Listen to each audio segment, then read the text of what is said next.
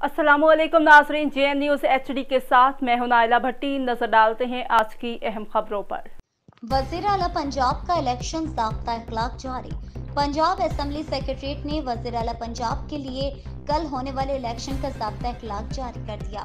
Secretary assembly Mohammad Khan भट्टी का कहना है कि असेंबली सेक्रेटरीट में अरकान और स्टाफ के मेहमानों के दाखिले पर पाबंदी होगी।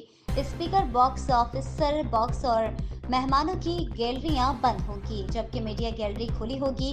उन्होंने कहा कि असेंबली की तरफ से जारी किरदा शनाख्ती कार्ड अरकान साथ रखें। ऐवान में मोबाइल फोन ले जाने पर पाबंदी होगी। आसाब शिकन सियासी जोड़ तोड़ के बाद पंजाब के तख्त का फैसला कल होगा। मोहम्मद खान भट्टी का कहना है कि अरकान का असेंबली सेक्रेटरीट में दाखिला ड्यूटी फ्री शॉप की तरफ गेट से होगा। सेक्रेटरी असेंबली का मजीद कहना है कि पुलिस असेंबली सेक्रेटरीट की 4 दीवारी के बाहर इंतजामी मामलात कंट्रोल करेगी। इनका ये भी कहना है कि मीडिया प्रेस गैलरी के जरिए वज़ीर आला पंजाब के इलेक्शन की कवरेज करेगा।